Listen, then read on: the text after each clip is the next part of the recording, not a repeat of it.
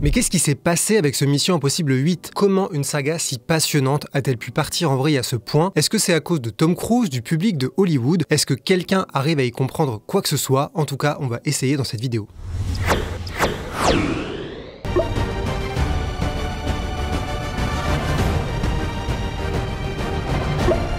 Salut, je suis Geoffrey et je suis au regret de vous dire que j'ai trouvé Mission Impossible 8 raté d'une manière tellement invraisemblable et incompréhensible que c'en est franchement fascinant. Et avant de me gueuler dessus, sachez que j'aime beaucoup la saga Mission Impossible, comme le prouve la tonne d'articles et de vidéos que j'ai faites sur Tom Cruise et ses films. Je les ai vus beaucoup trop de fois pour les compter, même les épisodes moins aimés comme le 2e et le 3e, et j'avais presque revu un peu à la hausse Dead Reckoning que j'avais trouvé vraiment très bancal au cinéma, même s'il a quand même quelques séquences absolument jubilatoires. Le 8e épisode avait donc un boulevard pour remettre les pendules à l'heure et en quelque sorte sauver la saga, parce que pour rappel, Dead Reckoning avait bel et bien été une petite déception au box-office. Avec 290 millions, c'était le plus gros budget de la saga hors inflation et sans compter le budget marketing estimé à au moins 100 millions de dollars. On était bien au-dessus de Fallout qui avait coûté dans les 180 millions, pourtant, ce Dead Reckoning a fait seulement 571 millions au box-office, soit le plus petit score depuis Mission Impossible 3, et très loin de Fallout qui avait fait quand même 791 millions au box-office mondial. Si vous pensez que j'exagère en parlant de déception, eh bien non. Le réalisateur et scénariste Christopher McQuarrie l'a reconnu pendant une interview avec Empire début 2025 en expliquant que Tom Cruise et lui avaient bien compris qu'une partie du public n'avait pas trop aimé ce 7e épisode et qu'il comptait faire mieux. Et souvenez-vous, au départ, le plan était de faire 2 gros films en 2 parties, Dead Reckoning partie 1 et partie 2. Ils ont modifié ça pour que la suite devienne The Final Reckoning. C'est pas un détail, c'est bien la preuve qu'ils ont essayé de rectifier le tir. Ajoutez à ça la rumeur d'un budget qui aurait encore plus explosé pour potentiellement aller jusqu'à 400 millions de dollars, selon des sources citées par The Hollywood Reporter et Variety, et vous avez la recette d'un désastre en puissance. L'un des boss du studio Paramount avait d'ailleurs bien confirmé qu'il y avait eu des tensions entre les producteurs et Tom Cruise à cause du budget de ce double film. La seule question était donc de savoir, Tom Cruise et son fidèle Christopher McQuarrie, à la tête de la saga depuis Rogue Nation, allaient-ils être capables de s'en sortir? Leur magie allait-elle encore une fois opérer? Mission Impossible, c'est évidemment à voir dans les meilleures conditions possibles, vu la débauche technique et technologique déployée par les films. Et d'ailleurs, si vous voulez vous refaire la saga de la meilleure manière, on vous renvoie à notre partenaire sonvideo.com, spécialiste du home cinéma et du hi-fi qui s'adresse aussi bien aux experts qu'aux novices, que ce soit sur le site internet ou dans leurs 17 magasins un peu partout en France. Ce mois-ci, il vous conseille le Pico projecteur Ximi Mogo 2 Pro. Et alors c'est quoi un Pico projecteur? Eh bien c'est simple, c'est comme un vidéoprojecteur, mais c'est tout petit, donc c'est facilement transportable. Avec seulement 16 cm de hauteur, celui-ci vous suivra partout. Hop voilà, même en vacances, vous pouvez rester un gros geekos asocial, testé et approuvé. C'est aussi un projecteur idéal pour se faire des projections dans le jardin l'été. Et ouais, rien de tel qu'une petite séance de Cannibal Holocaust en plein air et en famille avec une bonne limonade. Et en termes de qualité donc, eh bien que sa taille ne vous trompe pas, le Mogo 2 Pro projette de 1 m à 5 mètres de diagonale en Full HD 1080p et mieux encore, il embarque la technologie ISA 2.0 qui corrige l'image projetée automatiquement. Et alors petit détail non négligeable pour moi, il peut lire les vidéos en 3D, Dieu merci. Contrairement donc aux écrans plats, voilà, j'ai encore la haine. Et sinon, il possède Android TV 11.0 avec donc les services de vidéo à la demande, en plus de Chromecast intégré, ce qui permet de diffuser des vidéos sans fil depuis un autre appareil. Point bonus, il a des haut-parleurs stéréo qui peuvent faire enceinte Bluetooth. Et bonne nouvelle, jusqu'au 8 juin, il est disponible à 299 € au lieu de 469, soit 36% de remise. Toutes les infos sont dans la description. L'espoir était permis puisque la franchise a toujours été conçue dans une certaine urgence, pour ne pas dire un joyeux bordel. À peu près chaque épisode a été fait dans la douleur, avec un scénario réécrit dans tous les sens, et l'impression que la situation a frôlé le désastre plusieurs fois. Christopher McQuarrie est d'ailleurs arrivé comme ça dans la franchise, pour rafistoler le scénario du 4e épisode, Protocole Fantôme, pendant le tournage. C'est devenu la méthode Mission Impossible, concevoir les grosses scènes d'action, bricoler un scénario autour, et le bricoler autant de fois que nécessaire pour que ça tienne à peu près debout au final. Ce qui explique sûrement pourquoi les intrigues se ressemblent à ce point. C'est finalement un détail. Le public vient d'abord pour les cascades, les sensations, et en ça la saga avait jusque-là réussi sa mission de blockbuster fait dans d'impossibles conditions. Du moins jusque-là, parce que c'est peut-être ça le premier gros problème de The Final Reckoning. Oui, il y a de grosses scènes d'action, dont une que je trouve absolument géniale, mais finalement pas beaucoup sur un film qui dure près de 3 heures. C'est un peu comme s'ils avaient inversé la formule. Au lieu d'avoir plein de cascades et un peu de blabla pour remplir les trous, on a plein de blabla et quelques cascades. Là on a quand même une première d'horreur avec quasiment que des gens qui discutent, qui expliquent le scénario, qui répètent les enjeux d'un air grave et sérieux, et Tom Cruise, qui passe de décor en décor pour demander à tout le monde de lui faire confiance. Il faut que tu me fasses confiance. Et de le laisser faire ses scènes d'action. Une toute dernière fois. Et ça dure quasiment jusqu'au bout du film, ce sera comme ça jusqu'à la fin de The Final Reckoning. L'acteur semble carrément lutter contre le principe même d'un scénario en expliquant en boucle qu'il faut le laisser agir contre toute logique, tout bon sens, toute cohérence même, parce que c'est le seul moyen de combattre la grande, méchante intelligence artificielle. C'est quasiment comme s'il implorait les scénaristes d'écrire n'importe quoi pour relier les scènes entre elles, et le public d'avaler n'importe quoi pour apprécier le spectacle. Comme si cette fois il braquait un projecteur sur les grosses ficelles de la saga et nous demandait d'accepter tout ce qu'on préférait ne pas trop voir dans Mission Impossible jusque-là. C'est le contraire d'un numéro de magie en fait. Au lieu de faire diversion pour diriger notre regard sur ce qui compte pendant qu'on ferme les yeux sur la mécanique, on nous demande constamment de regarder les ficelles en essayant de nous faire gober tout ce qui se passe. Entre audace et auto-sabotage, il n'y a qu'un pas et franchement, le film est sur le fil. En fait, cette écriture lourdingue, qui est parfois hilarante tellement c'est aberrant, révèle un souci plus global pour moi. Je pense que la saga est tombée dans son propre piège, dans son propre fantasme, aveuglée par le mythe qu'elle a passé des films à construire autour de Tom Cruise. C'est le 8e film où l'acteur demande à tout le monde de le croire, de le suivre, de lui faire confiance et de le laisser tout miser sur sa chance et son talent. Et ça a marché jusque-là. Ethan Hunt a sauvé le monde dans la fiction, et Tom Cruise a toujours évité les catastrophes dans la réalité malgré des tournages compliqués. Il a même réussi à survivre à Mission Impossible 3, qui à l'époque lui avait valu d'être lâché par le studio Paramount et d'être publiquement attaqué par le boss de la maison mère. Mais là, ça ne marche plus. En fait, il n'y a presque plus rien qui marche dans ce film qui va tellement loin que tout semble s'écrouler en direct sous nos yeux. Pourquoi ? Parce qu'on nous demande justement d'y croire simplement pour les beaux yeux et pectoraux de Tom Cruise. À ce stade, ça devient une pure question de foi. Tous les personnages sont des miroirs de la grandeur du héros et donc de l'acteur, qui passent leur temps à jouer une seule chose. Waouh qu'il est fort et fou ce Tom Cruise. C'est la seule chose que le film raconte. Alors oui, c'était un peu pareil dans les précédents, c'est sûr, même si ça arrivait en crescendo au fil des épisodes. Mais comme je le disais, avant, au moins, ils faisaient semblant. Ils construisaient quelque chose autour de cette figure de héros ultime. Mais là, ils ont quasiment tout nettoyé autour de lui. Les personnages secondaires, les gouvernements, les pays, la planète et même les précédents épisodes de la saga, tous sont les esclaves du demi-dieu Tom Cruise. On tombe dans le vide, dans l'abstrait, à l'image d'une menace qui n'est finalement qu'un fantôme dans la machine et qu'une voix dans le néant. Et c'est justement dans le néant que la saga s'écrase avec cette aventure apocalyptique. Et ça d'ailleurs, c'est l'autre symptôme que Mission Impossible croit tellement en son propre mythe qu'ils ont perdu la boule. Ils tentent de nous faire croire que les épisodes sont reliés et qu'il y avait une logique, ce qui est finalement la phase terminale d'une énorme déception dans cette franchise. Au départ, on avait un cas extraordinaire de saga où chaque épisode était confié à un réalisateur différent, ce qui est une idée géniale. Et depuis Rogue Nation, c'est Christopher McQuarrie qui réalise et écrit les films. On a remplacé la diversité, la richesse, bref, le risque, par la sécurité, le confort, la formule. On a vu les conséquences dans les scénarios puisque c'était à peu près mis en place depuis le 4e film, avec le retour du personnage de Julia pour créer un arc sentimental sacrificiel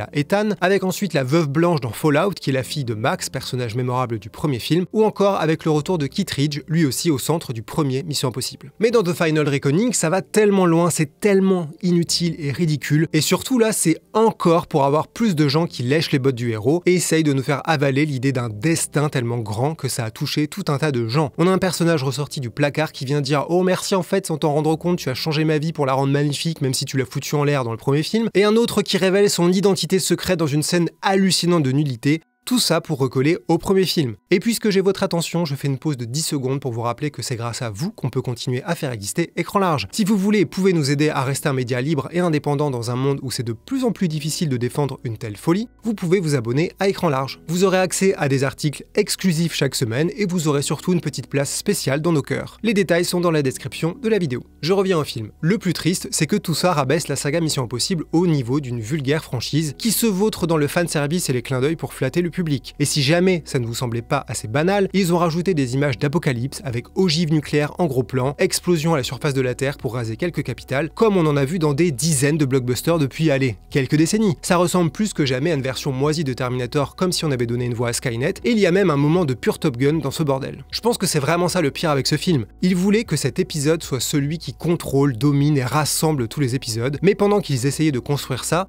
ils n'ont pas réalisé qu'en fait ils démolissaient une partie de l'identité de la saga. En voulant faire de Tom Cruise un demi-dieu pour de bon, ils ont paradoxalement désacralisé Mission Impossible. Y a qu'à voir ce qu'ils ont fait de cette géniale patte de lapin dans le 3e épisode. Quand on met en parallèle le premier épisode et celui-ci, il y a un gouffre à tous les niveaux. Et c'est d'autant plus ironique que The Final Reckoning passe son temps à renvoyer au film génial réalisé par Brian De Palma. En plus, ce 8e épisode se met dans une situation intenable avec autant de rappels aux précédents films, notamment le premier et le 3e. Comment parler au public qui connaît les épisodes par cœur, comme moi, au public qui a oublié les détails et au public qui ne les a pas vus? Réponse, avec des flashbacks, et des flashbacks de flashbacks, et des rappels des flashbacks, et des gens qui rappellent ce qui se passait dans les flashbacks. Évidemment, c'est indigeste, personne ne peut décemment gérer une telle narration sans se vautrer. Quand on repense à l'élégance et à l'efficacité des meilleurs épisodes, et qu'on compare à la lourdeur de ce scénario de clé USB de l'apocalypse, vraiment c'est incompréhensible. Résultat, on a l'impression que le film n'a aucune confiance, que ce soit en son public, en son histoire ou en son ambition de conclusion de la saga. Ce qui est quand même sacrément ironique pour un film qui passe son temps à dire qu'il faut faire confiance à son héros, les yeux fermés. Après, on pourrait se demander si tout était prévu dès le départ ou si c'était en réaction au problème de Dead Reckoning qu'ils ont bricolé ce scénario pour pouvoir vendre cet épisode comme le grand final. Franchement, j'espère vraiment pour eux qu'ils ont improvisé ces conneries,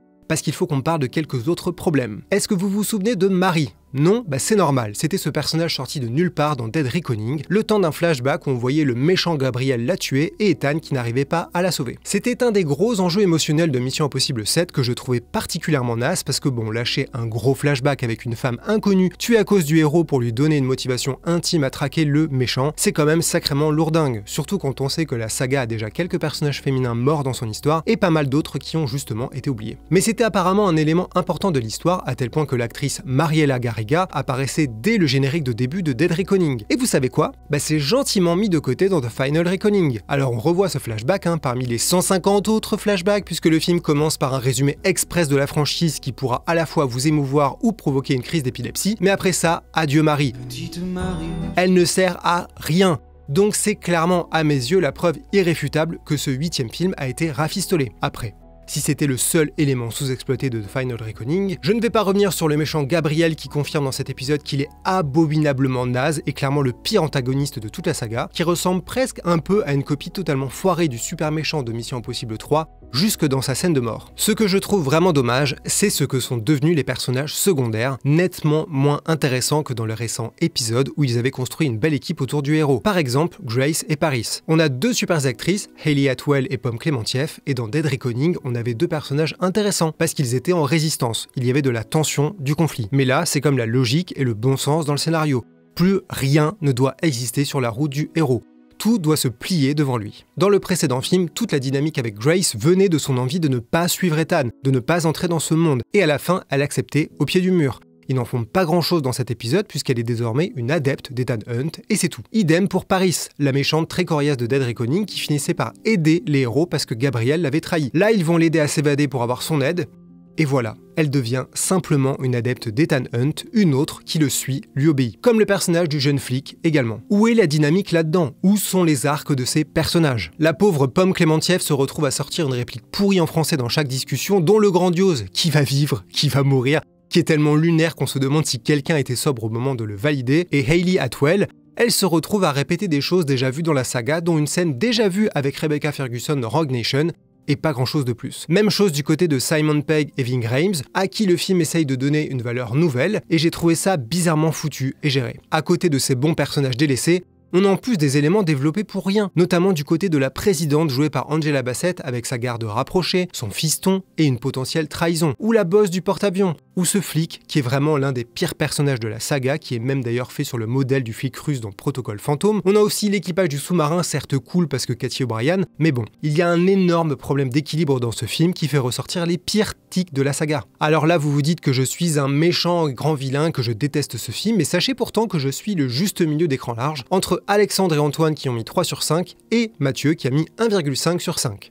Moi j'ai mis 2,5 sur 5. Parce que ce film est un objet d'étude fascinant dans la galaxie Tom Cruise, sujet qui me passionne depuis un peu trop d'années maintenant, et aussi parce qu'il y a une séquence absolument folle dans The Final Reckoning que je suis pas prêt d'oublier, c'est l'exploration du sous-marin Sébastopol. Alors je ne spoile rien, c'était un des arguments promo mis en avant dans les bandes annonces, making of, affiches, et c'était la promesse à la fin de Dead Reckoning. Vraiment, ça, c'est une quinzaine de minutes magiques. C'est un petit tunnel d'angoisse aquatique qui flirte avec l'horreur, c'est un pur morceau de cinéma sensationnel où le son remplace les mots, où la lourdeur des corps et du monde prennent le pas sur la vitesse. On entre quasiment dans une autre dimension où il n'y a plus rien dans le vide, dans la nuit, dans la mort, si ce n'est un homme qui semble minuscule et qui passe dans un monde étrange où il n'est pas censé être et où il ne pourra pas rester longtemps de toute façon. Là, on a un aperçu de ce que Mission Impossible aurait pu faire. Là, on a une certaine forme de grâce hollywoodienne qui n'est possible qu'à ce niveau de gros budget. Pour moi, c'est ça le moment véritablement réussi de The Final Reckoning. Le climax est spectaculaire aussi, mais c'est finalement une variation de ce qu'on a déjà vu plusieurs fois dans la saga. Alors que là,